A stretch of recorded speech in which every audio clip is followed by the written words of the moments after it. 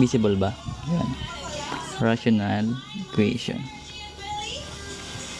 So, pag sinabi nating rational, ibig sabihin, naka-form siya ng fraction, di ba?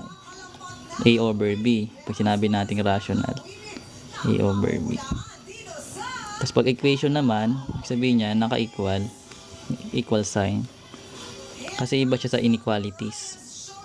Anyway, for example, meron tayong given na x over 3 plus 1 half is equals to, equals what? Anong number equals natin to? Dali. Pwedeng fraction, pwedeng whole number. Kasi ito sa ito eh. Anong gusto mong equals?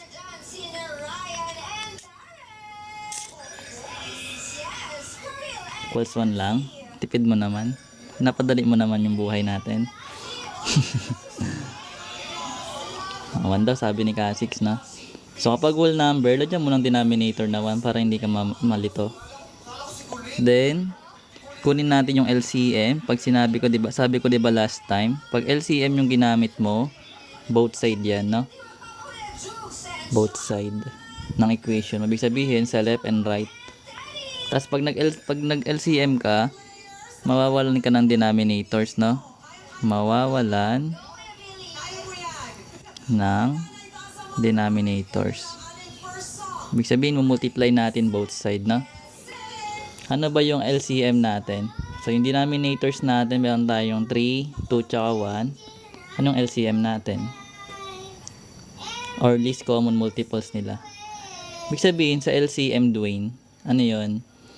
Pag in-skip count mo yung numbers, yung unang number, natatamaan nilang tatlo.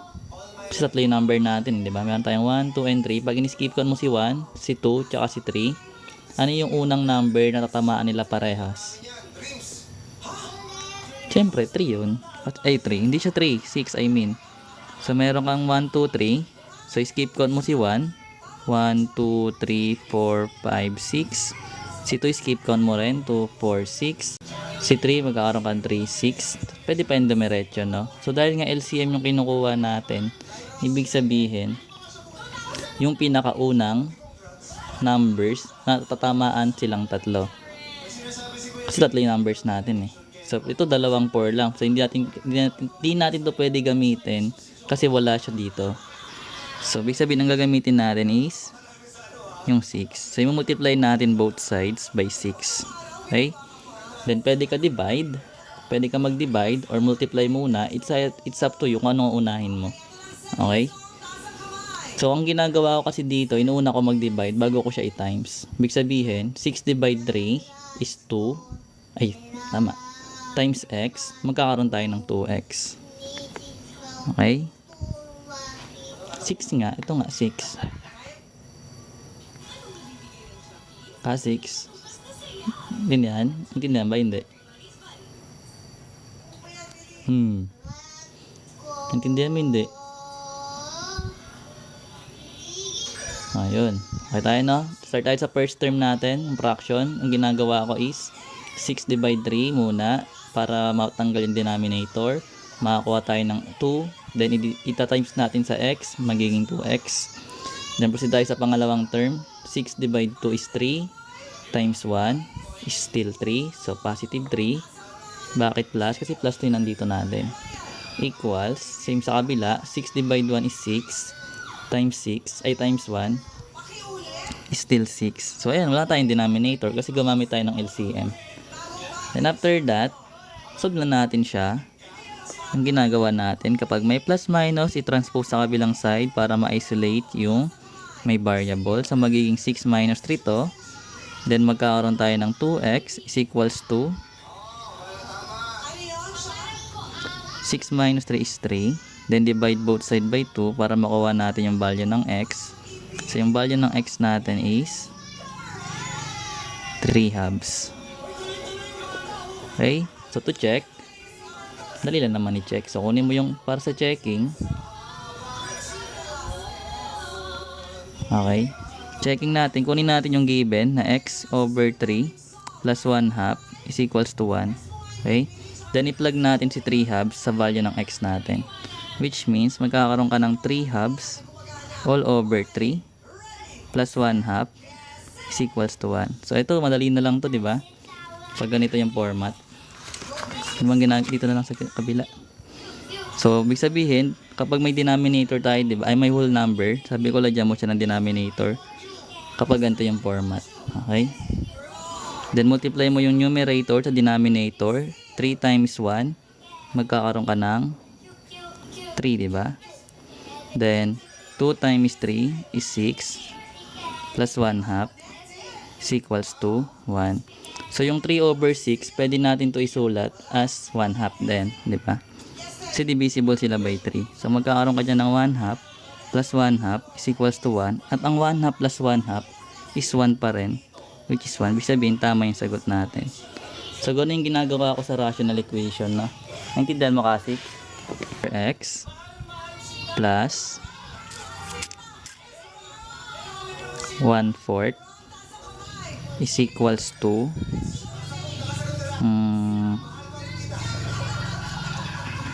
3 halves. Yan. Okay? Nyari ganyan yung given. So, kung ano yung pa rin yung LCM, pag LCM, di ba, multiply natin both side.